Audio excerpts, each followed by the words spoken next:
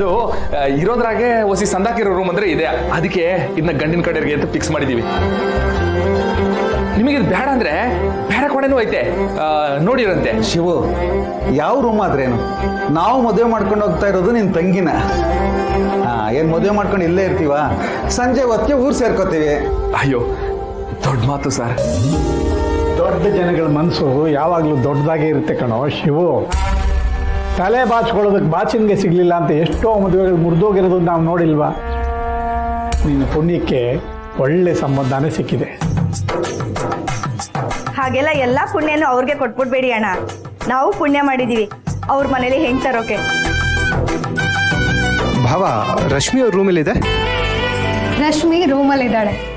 ತಾಳಿ ಕಟ್ಟೋ ಟೈಮಿಗೆ ಆಚೆ ಬರ್ತಾಳೆ. ಅಷ್ಟೊಂದು ಅರ್ಜೆಂಟ್ ಟೈಮ್ ಇದೆ.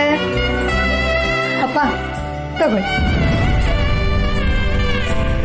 ಏನಿಲ್ಲ, ಅವ್ರನ್ನ ನೋಡಬೇಕು ಅನ್ನಿಸ್ತಿತ್ತು, ಅದಕ್ಕೆ ಕೇಳಿದೆ.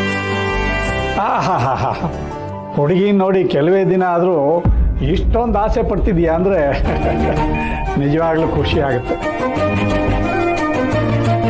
ಹುಡುಗ ಸಿಕ್ಕರೆ ಇಂಥ ಹುಡುಗ ಸಿಗಬೇಕು. ನಮ್ಮ ರಶ್ಮಿ ಅದೃಷ್ಟ ಮಾಡಿದ್ಲು.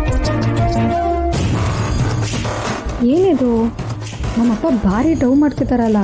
ಮದುವೆಗೆ ಅಮ್ಮ ಚಿಕ್ಕಮ್ಮ ಹೋಗಬಾರ್ದು ಅಂತ ಅಷ್ಟೆಲ್ಲ ಡ್ರಾಮಾ ಮಾಡಿ ಇಲ್ಲಿ ಬಂದು ಹಲ್ಕಿರ್ಕೊಂಡು ಹೋಗ್ಲುತ್ತಿದ್ದಾರೆ ಅಂದರೆ ಏನೋ ಡೌಟ್ ಹೊಡುತ್ತಿದೆ ನನಗೆ. ನಮ್ಮ ರಶ್ಮಿನ ತುಂಬ ಮುದ್ದಾಗಿ ಬೆಳೆಸಿದ್ದಾನೆ ನಮ್ಮ ಶಿವು.